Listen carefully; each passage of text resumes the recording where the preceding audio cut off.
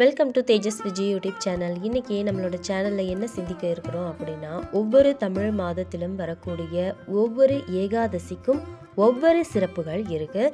அந்த அடிப்படையில் சித்திரை மாதம் வரக்கூடிய வளர்பிறை ஏகாதசியை நாம் காமதா ஏகாதசி அப்படின்னு சொல்லுவோம். இந்த ஏகாதசி அன்னைக்கு பெருமாளை நினைச்சு விரதம் இருந்தீங்க அப்படின்னா நீங்கள் வேண்டிய வரங்களை சுலபமாக பெறலாம்.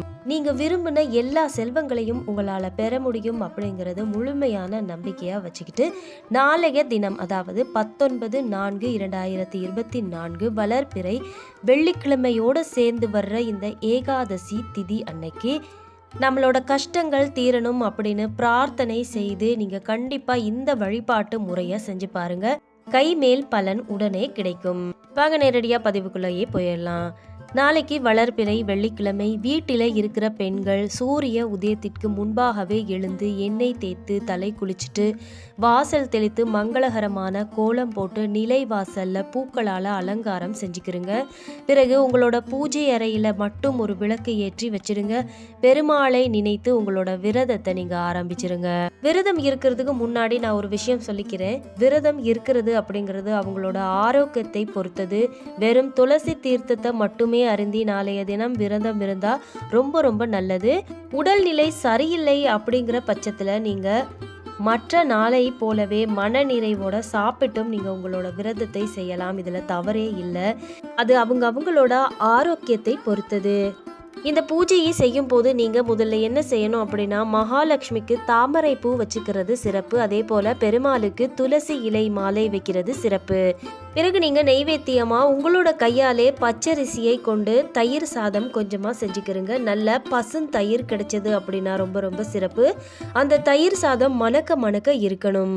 எப்படி அப்படின்னா, கொஞ்சமாக எண்ணெயில் கடுகு, இஞ்சி, பச்சை மிளகாய், கருவேப்பிலை, மல்லித்தலை எல்லாம் போட்டு தாளித்து தயிர் சாதத்தில் கொட்டி கலந்துக்கிறங்க. செல்வ செழிப்பை கொடுக்கும் மாதுளம் பழம் முத்துக்களை பிரித்து தயிர் சாதத்தின் மேலே தூவி அலங்காரம் செஞ்சுக்கிறங்க. இந்த நெய்வேத்தியம் பெருமாளுக்காகவே சிறப்பாக தயார் செய்யப்படணும். இதை நீங்கள் பெருமாளுக்கு முன்பாக வச்சுட்டு தீப தூப ஆராதனை காண்பிக்கணும். உங்களோட வேண்டுதலை பெருமாள் பாதத்தில் வைங்க. என்ன கோரிக்கை எல்லாம் இருக்குதோ அது எல்லாமே நிறைவேறணும் அப்படின்னு பிரார்த்தனை செஞ்சுக்கிறங்க. துளசி தீர்த்தமானது கண்டிப்பாக பூஜை அறையில் இருக்கணும். பிறகு நீங்கள் உங்களோட வீட்டில் விஷ்ணு சஹஸ்ரநாமம், லக்ஷ்மி சஹஸ்ரநாமம் இதுகளை நீங்கள் ஒலிக்க விடலாம். கற்பூர ஆரத்தி காண்பித்து பூஜையை நிறைவு செஞ்சுக்கிறங்க. அந்த பிரசாதத்தை சாப்பிட்டு விரதத்தை நிறைவு செஞ்சுக்கலாம்.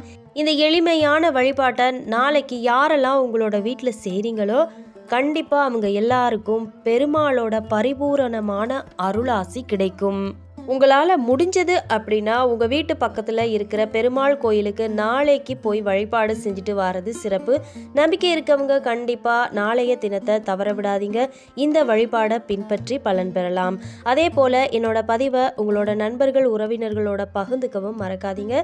அதே போல் இந்த மாதிரி நல்ல தகவல்களை நீங்கள் மேலும் மேலும் தெரிஞ்சுக்க என்னோட தேஜஸ் விஜய் யூடியூப் சேனலை மறக்காமல் சப்ஸ்கிரைப் பண்ணி கூடவே நோட்டிஃபிகேஷன் பெல் ஐக்கனையும் கிளிக் பண்ணிக்கிறங்க. மற்றும் ஒரு பயனுள்ள தகவலோட மீண்டும் உங்களை சந்திக்கிறேன். நன்றி, வணக்கம். அண்டில் தென் தேஜஸ் விஜய்.